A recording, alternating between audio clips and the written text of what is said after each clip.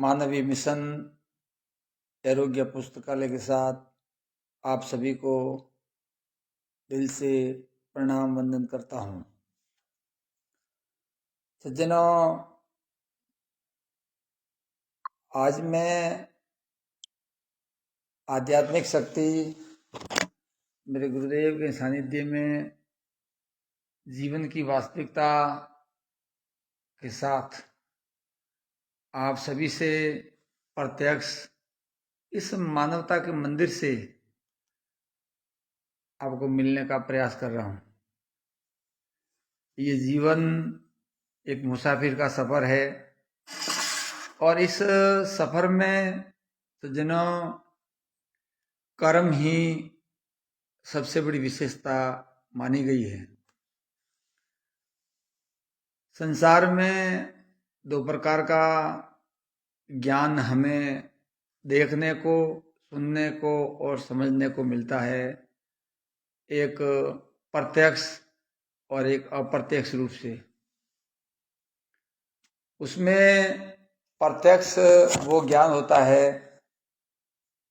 जो ज्ञान का दीपक जला शिष्य को प्रत्यक्ष वास्तविकता बताई जाती है। आप सभी ने जो सहयोग और मार्गदर्शन सबके सामने ये मानवता का हरे कृष्णा कृष्ण कृष्णा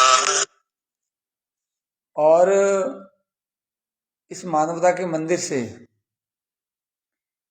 वो प्रमाण आप सबके सामने प्रकट किया जा रहा है कि वसुधैव कुटुंबकम, ये जो वसुधैव कुटुंबकम का जो एक वाक्य है कि पूरा ब्रह्मांड एक ही परिवार, जितने भी इस धरती पर मानव है वह जन्म से मानव होते हैं, लेकिन जन्म के बाद वह क्षेत्र के आधार पर, जाति के आधार पर, धर्म के आधार पर अपने आप का बंटवारा हो जाता है। लेकिन जहाँ मैं खड़ा हूँ वह एक मानव समाज का कर्म क्षेत्र है और वह एक ऐसा दिव्य मंदिर है जहाँ से मानवता की प्रेरणा दी जाती है। हम जीवन में सबसे पहले अपने आप को समझने के लिए शिक्षा को महत्व देते हैं और वह शिक्षा जन्म से शुरू होती है और जन्म से अपने माता पिता के द्वारा हमें प्राप्त होती है। उसके बाद समाज, परिवार और गुरुजनों के माध्यम से भी हमें वह ज्ञान की शिक्षा मिलती है। साथ में जब हम अपने आप को बालक अवस्था से पार कर जाते हैं तब हमें मालूम होता है कि हमें एक आध्यात्मिक मार्गदर्शन की आवश्यकता है। तब हम किसी ब्रह्मनिष्ठ गुरुदेव के सानिध्य में जाते हैं और वहाँ से हमें जीवन कल्याण की शिक्षा भी प्राप्त होती है। यहाँ तक तो सज्जनों ये हम एक सफर की वार्ता कर रहे थे। अब बात ये हमारे सामने आकर खड़ी हो रही है कि हम परंपराओं को, आस्थाओं को, पर धारणाओं को निभाते आ रहे हैं, लेकिन हम वास्तविकता को समझ नहीं पाते हैं। मैं किसी आस्था को ठेस नहीं पहुंचाना चाहता हूं। सब जगह जाना चाहिए, तीर्थों में भी जाइए, मंदिर में भी जाइए, धार्मिक स्थलों में भी जाइए, लेकिन अपने आप को मानव समझने का प्रयास कीजिए कि मैं मानव हूं और मेरा कर्म क्या है। कर्म से कोई बुरा हो सकता है, जन्म से नहीं। और जो कर्म से बुरा है उसका कर्म परिवर्तन करने का प्रयास मानव समाज का रहता है, और उसके लिए सबसे पहली धुरी है शिक्षा और उसके साथ संस्कार। बहुत कुछ देखने को और सुनने को आता है कि हम मनुष्य को ज्ञान देने के लिए सत्संग के माध्यम से बहुत सारे आयोजन करते हैं, लेकिन पता नहीं मनुष्य के कर्म कमजोर होने की वजह से वह अपने घट भीतर नहीं उतार सकता है, और वह मनोरंजन के साथ वहां से निकल जाता है। कथावाचक अपना कार्य कर लेता है, और वैसे सज्जनों कहना तो नहीं चाहिए, लेकिन भगवान के नाम पर, ज्ञान के नाम पर भी बड़ा बिजनेस शुरू हो गया है कि वह सब पैसों के नाम पर आयोजन हो रहे हैं। आडंबर इतना बढ़ गया है कि लाखों करोड़ रुपए खर्च होते हैं और उसका परिणाम जीरो होता जा रहा है। इस ज्ञान का तीर आरोग्य मिशन के साथ एक मानवता की प्रेरणा लेकर मेरे गुरुदेव को मैं साष्टांग प्रणाम वंदन करते हुए आप सबसे आत्मीय मित्र होने के नाते आत्मनिवेदन करना चाहता हूं कि सज्जनों, इस दुनिया में कर्म के सिवाय ऐसी कोई शक्ति नहीं है जो आपका जन्म, मृत्यु, जरा और व्याधि के बंधन से मुक्ति दिला सकता है। ऐसा कोई मंत्र नहीं है, ऐसा कोई आशीर्वाद नहीं है, ऐसा कोई तीर्थ नहीं है, ऐसी कोई पूजा नहीं है जहां से हम इस कर्म बंधन से मुक्त हो सकते हैं। हमें अवश्य बताया जाता है कि आपके पापों का प्रायश्चित तीर्थों से, ईश्वर के नाम से होता है। बताना भी जरूरी है, क्योंकि अगर इतना कड़वा सच बताया जाए तो कोई इस रास्ते पर चलेगा भी नहीं। लेकिन जहां हम जाते हैं तब हमें ज्ञात होता है कि ये हमारे को जगाने की जगह है। बाकी अगर हमने जागे और अच्छा कर्म नहीं किया तो जीवन कल्याण संभव नहीं है। निरंतर देखा जा रहा है सत्संग बहुत प्रभाव से बढ़ रही है, लेकिन अत्याचार उससे भी ज्यादा बढ़ रहा है, क्योंकि सत्संग नाम की रही है। करने वाले सत्संग के भाव से कर रहे हैं, लेकिन सुनने वाले मनोरंजन के भाव से सुन रहे हैं। अगर कोई सुन भी लेता है तो वह जीवन में उतारता नहीं है। और सबसे बड़ी सज्जनों ये विडंबना है कि हम 1000 उपाय कर ले, जब तक हम अमानवीय कर्मों का त्याग नहीं करेंगे तब तक कोई आधार नहीं है इस जीवन कल्याण का। ये आत्म अनुभव की आवाज है कि आप कुछ भी करें, लेकिन कर्मों के सिवाय जीवन का कल्याण संभव नहीं होगा। एक पंक्ति में बताया है, करनी करे तो क्यों डरे, करके क्यों पछताए, बोवे पेड़ बबूल का भाई आम कहाँ से खाए। करनी करे तो क्यों डरे, पर करके क्यों पछताए, बोहे पेड़ बबूल का वीरा आम कहाँ से खाए। हम बबूल के पेड़ बो रहे हैं। प्रतिज्ञा मंदिर में भी ली जाती है, प्रतिज्ञा विद्यालय में भी ली जाती है, प्रतिज्ञा हर कर्म के साथ ली जाती है कि मैं किसी का बुरा नहीं करूंगा, किसी का अहित नहीं करूंगा, किसी के साथ अन्याय अनीति नहीं करूंगा। समस्त भारतीय भाई बहने ये प्रतिज्ञा हम विद्यालय परिवार से ले रहे हैं, लेकिन एक मात्र ले रहे हैं, उसकी तरफ एक कदम भी नहीं बढ़ा रहे।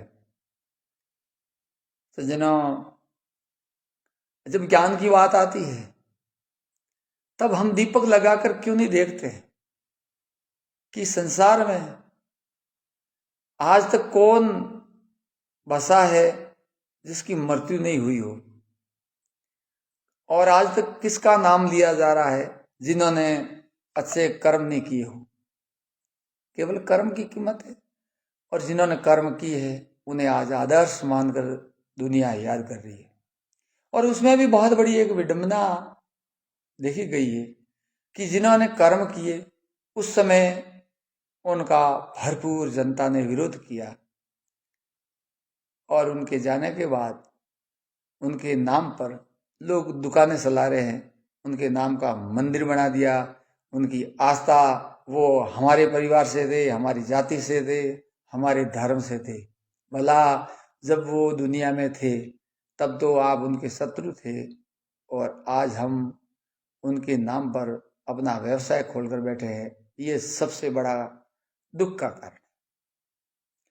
संत किसी जाति से नहीं होता है कि जाति न पूछे साधु की, पूछ लेना ज्ञान, मोल करो तलवार का, पड़ा रहने दो म्यान। अनेक संत सूरवीर वीर वीरांगनाएं हुई जिन्होंने मानवता के प्रति कर्म करते हुए अपनी हंसते हंसते कुर्बानी दी, लेकिन आज उनके नाम पर अपनी अपनी लोग दुकानें बैठकर लगाकर बैठे हैं, और आस्था के नाम पर लाखों करोड़ों रुपए लोग देते हैं और खाते और ऐश करते हैं। लेकिन उनका जीवन चरित्र तक उन्होंने कभी नहीं पढ़ा कि उन्होंने जीवन में क्या किया था। हम मंदिर जाते हैं, प्रार्थना करते हैं और वहां जाकर भीख मांगते हैं कि हमारा भला करना, और साफ शब्दों में कहा गया है कि भला आपके कर्मों से ही संभव है। ये आरोग्य मिशन मानवता के नाम है, या प्रत्येक मानव को प्रवेश स्वागत के साथ दिया जाता है। किसी भी विद्यार्थी से एक भी रुपया शिक्षा के नाम पर नहीं लिया जाएगा। सभी विद्यार्थी यहाँ पर निःशुल्क विद्या अध्ययन कर सकते हैं और कर भी रहे हैं। और ये जितने भी मानव समाज धर्म प्रेमी मित्र थे उन्होंने ही इस मिशन को सहयोग दिया है, और दिल खोल के दिया है, और आगे भी दे रहे। तो मेरा एक आध्यात्मिक मार्गदर्शन में आपसे एक करबद्ध निवेदन रहेगा कि आप कैसा भी सामाजिक धार्मिक आयोजन करें तो वहां अपनी वाहवाही, अपनी प्रशंसा के नाम पर फिजूल खर्ची को रोक उसमें से मानवीय कर्म में वो पैसा लगाए। ये जिंदगी, ये पद, ये प्रतिष्ठा, मान सम्मान, ये एक दिन समाप्त हो जाएगा, और दुनिया हमें या तो मिट्टी में गाड़ देगी या जला देगी, और पीछे धन का बंटवारा हो जाएगा। लेकिन आपके कर्म सर्वशक्तिमान रहेंगे, वह केवल आपके रहेंगे। संतों ने जब कागज कलम नहीं थी तब उन्होंने अपनी वाणी के माध्यम से भी बहुत अच्छी बातें बताई कि परमात्मा सब घटव्यापी है। साधु भाई बाहर क्यों ढूंढे भाई, निज परमात्मा घट के माही, ऐसे वेद बताई, मृगा वन में हरे भटकता, कस्तूरी नाभि के माही। ये संतों का कथन है, मेरा नहीं है। एक भजन में और भी बताया, नहीं मंदिर में, नहीं मस्जिद में, नहीं ब्रह्मांड आकाश में, मुझको क्या तो ढूंढे बंदा, मैं हूं तेरे साथ। परमात्मा सब घटव्यापी और सबके साथ में है।